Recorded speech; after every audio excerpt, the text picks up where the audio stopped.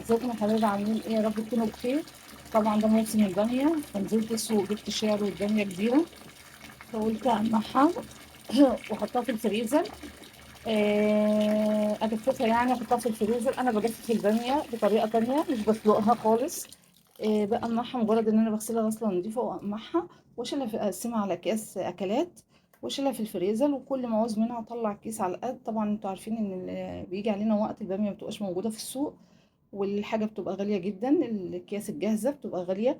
فأنا قلت الدنيا موسمها دلوقتي، فليه ما استغلش الموسم وابتدي أجيب شوية بامية وأقمعهم وأجهزهم وأشوف الدنيا هتبقى فيها ايه، واشيلهم كده كده عندنا التلاجات، نشيلهم في التلاجة. وبألف هنا وشفا لكل اللي ياكل. بصوا يا جماعة، بعد ما قمعنا الكمية كلها، دول عبارة عن 3 كيلو بامية. ماشي. ودي ملحوظة، دي بامية أنا كنت مخزناها من السنة اللي فاتت. صدقوني لونها زي ما هي، ولا غير فيها ولا عمل، ومش بسلقها ومش بعمل فيها اي حاجه، مجرد ان انا بقلعها كده زي ما انتوا شايفين، وبعبيها في اكياس، بقسمها على وجبات في اكياس، وبشيلها في التلاجة، بتقعد من السنه للسنه ما بيحصلهاش اي حاجه.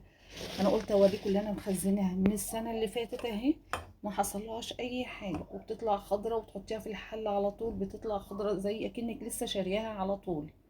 هعبيهم في اكياس، هقسمهم وجبات وهنرجع تاني. بصوا يا جماعة، بعد ما عبيتها في الأكياس، مجرد بحطها في أكياس تلاجة عادية جدا، وبقفل عليها وبشيلها في الفريزر، بتقعد من سنة للسنة.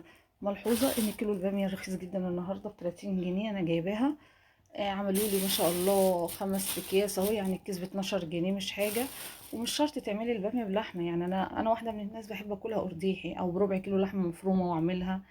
يعني البامية ليها كذا استخدام، فممكن نعملها، ودي فرصة ان احنا نخزن منها اللي احنا عايزينه، ونقدر نعملها لولادنا. وحاجة رخيصة، يعني كسبة 12 جنيه، غير ما بتجيبيه مجفف ب25، وبتبقى مش حلوة وكبيرة وبتاع. طب ليه؟ ما انت عندك الحاجة طازة وفريش افضل، وبتقعد من سنة لسنة ومبيحصلهاش اي حاجة.